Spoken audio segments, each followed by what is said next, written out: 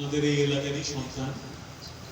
আমার বাড়ি শাহজাদপুরের হাবিবুল্লাহ নগর ইউনিয়নের শ্রীফলতলা গ্রামে। আমার বাবা মরহুম ডাক্তার এম এ মতিন সাহেব আপনাদের এলাকারই সন্তান ছিলেন। আপনাদের ভালোবাসায় বিভিন্ন সময়ে উনি এখানে এমপি ছিলেন, সংসদ সদস্য ছিলেন, মন্ত্রী ছিলেন এবং সেই দায়িত্বগুলো পালনকালে আপনাদের জন্য, এলাকার জন্য কিছু কাজ করার চেষ্টা করেছি। আমি তার সন্তান হিসেবে আমি নিজেও একজন চোখের ডাক্তার। তার চেয়ে বড় পরিচয় যে আমি আপনাদের এই এলাকার মানুষ হিসেবে এই এলাকার ভালো কিছু যেন হয়, এই এলাকার মানুষের জন্য ভালো কিছু যেন করা যায়, সেই কাজটার জন্য আমি আমার মতো করে, আমার সীমাবদ্ধ অল্প সামর্থ্যে আমার মতো করে চেষ্টা করি, আগামীতেও সেটা করার চেষ্টা করি। আজকে রতনকান্দি উত্তরপাড়া ওলামায়ে কেরাম এবং যুব সমাজের উদ্যোগে মিলাদুন নবী ও সিরাতুন নবী উপলক্ষে যে মাহফিলের আয়োজন করা হয়েছে, সেই মাহফিলে উপস্থিত হতে পেরে এবং আপনাদের আমন্ত্রণ পেয়ে আমি অত্যন্ত কৃতজ্ঞ, আনন্দিত এবং ধন্য বোধ করছি। বিশেষ করে এই মাহফিলে সম্মানিত বক্তারা আছেন, আজকের এই অনুষ্ঠানের সভাপতি আছেন জনাব আলহাজ মোহাম্মদ হাসান আলী, সভাপতি রতনকান্দি উত্তরপাড়া কেন্দ্রীয় জামে মসজিদ, এবং এই মাহফিলে প্রধান বক্তা আন্তর্জাতিক ইসলামী স্কলার ও হাদিস বিশারদ হযরত মাওলানা মুফতি আরিফ বিন হাবিব। এছাড়াও আছেন হযরত মাওলানা মুফতি আব্দুল আহাদ সাহেব এবং হযরত মাওলানা মুফতি মোহাম্মদ আমিনুল ইসলাম সাহেব। এই মাহফিলে ওনারা অত্যন্ত যোগ্য এবং এই বিষয়ে ওনারা অনেক জ্ঞান রাখেন, লেখাপড়া করেন, চর্চা করেন। আমরা এই মাহফিলে আজকে আপনারা যারা এসেছেন, আমি নিশ্চিত যে আমরা সবাই এই মাহফিলে ইসলাম সম্পর্কে, আমাদের প্রিয় নবী সম্পর্কে এবং ইসলামের আলোকে আমাদের জীবনটা কেমন ভাবে গড়ে তোলা উচিত, যাতে ইহকাল এবং পরকালে আমরা মহান আল্লাহ তাআলার দয়া পাই, ওনার ক্ষমা পাই এবং মানুষের সঙ্গে ভালোবাসা নিয়ে পরস্পরের প্রতি শ্রদ্ধা রেখে একটা সুন্দর সুস্থ জীবন আমরা কাটাতে পারি। আমি এই বিষয়ে বিশেষজ্ঞ না, আমি লেখাপড়া করেছি ডাক্তারি, ডক্টরেট পিএইচডি করেছি, সেটাও ডাক্তারি জনস্বাস্থ্যের উপরে। সুতরাং এখানে আমিও, আমাদের সম্মানিত মুফতিরা, মুফতি সাহেবরা আছেন শ্রদ্ধাভাজন, আমিও ওনাদেরই একজন ছাত্র, ওদের থেকে শুনতে এসেছি, শিখতে এসেছি। খুব ভালো লাগছিল এখানে যে আলোচনা শুনছিলাম। তো আপনারাও আজকে এই আলোচনা থেকে অনেক কিছু জানতে পারবেন, এটা আমি বিশ্বাস করি। আমি জাস্ট ব্যক্তি কথা বলতে চাই আমাদের দেশের সম্পর্কে, আমাদের সমাজ এবং জীবন সম্পর্কে। আপনারা জানেন বাংলাদেশের উপর দিয়ে অনেক ঝড় বয়ে গেছে গত 15-16 বছর। সারা দেশে অনেক মানুষ মজলুম ছিলেন, নির্যাতিত হয়েছে, যাদের প্রায় সকলেই কোনো অপরাধী ছিলেন, আমার আপনার মতোই সাধারণ মানুষ। তাদের একটাই অপরাধ ছিল, তারা সেই সময়ের যে জুলুমবাজ সরকার, সেই জুলুমের প্রতিবাদ করার চেষ্টা করত। তাদের একটাই অপরাধ ছিল, সেই দুর্দণ্ড ক্ষমতাশালী যারা ভেবেছিল তাদের এই পৃথিবীর সব ক্ষমতা, যা এই পৃথিবীতে আমরা সকলেই কম বেশি যে ভুলটা করি। এবং আরেকটি ভুল তিনি করেছিলেন, তিনি ভাবছিলেন যে ক্ষমতা ছিল স্থায়ী, যে ভুলটাও আমাদের এই দুনিয়াতে মানুষ হিসেবে হয়তো অনেকেরই অনেক সময় হয়েছে। আমাদের মনে রাখা উচিত এই জীবনটাও খুব ক্ষণস্থায়ী এবং সকল কিছুই এখানে আমরা যা দেখি মহান আল্লাহর সৃষ্টি। উনি কাউকে পছন্দ করে হয়তো আপনাকে একটা দায়িত্ব দেন, ক্ষমতা বলবো না, আবার সেটা উঠায় নেয় যখন আপনি সেটার অপব্যবহার করেন।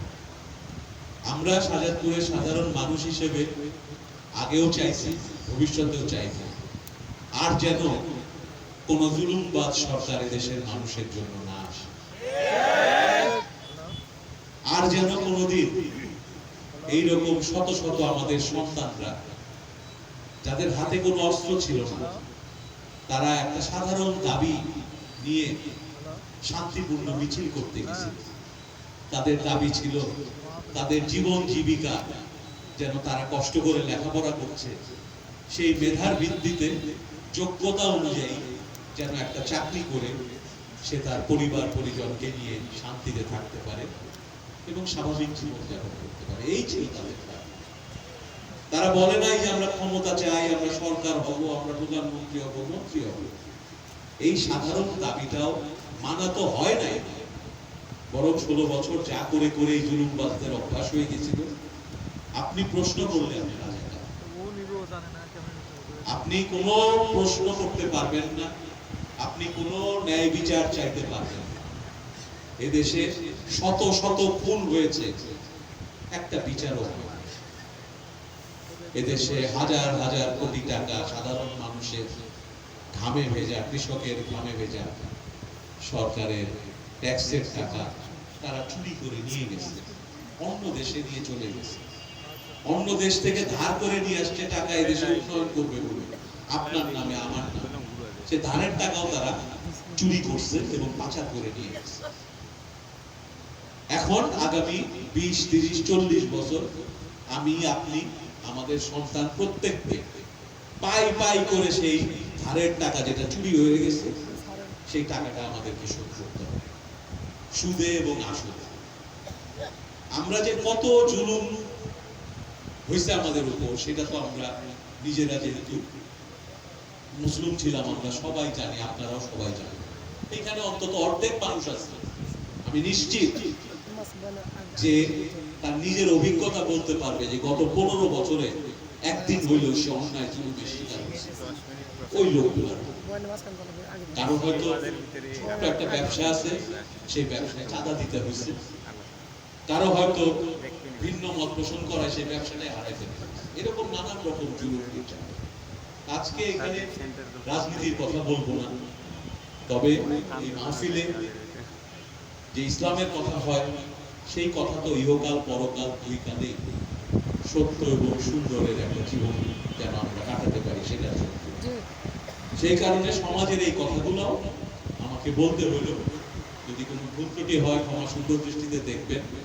তবে এইটুকুই বলবো, আমাদের প্রত্যেককে তার বিবেকটাকে জাগ্রত রাখতে হবে, ধর্মের কথা মনে রাখতে হবে, অধর্ম এবং জুলুমবাজকে না বলতে হবে।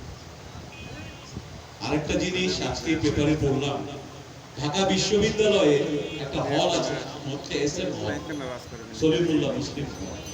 দেখেন বাংলাদেশটাকে কোন পর্যায়ে নিয়ে যাওয়া হয়েছিল। শান্তিতে এই দেশে ওয়াজ মাহফিলও করা যেত না, এই দেশে ধর্মের কথা বলা যেত না, এই দেশের সংখ্যাগুরু মানুষ মুসলমান, সেই দেশে ঢাকা বিশ্ববিদ্যালয় মানুষের ট্যাক্সের পয়সায় চলে, সেইখানে বিশ্ববিদ্যালয় ছাত্রদের হল, যে হলের নাম হচ্ছে সলিমুল্লাহ মুসলিম হল, সেই হলে গত 16 বছর হলের মসজিদে পর্যন্ত মাইক দিয়ে আজান গাওয়া যায় না, নিষিদ্ধ ছিল। আজকে 15-16 বছর পরে সেই হলের মসজিদে আবার মাইকে আজান দিচ্ছে।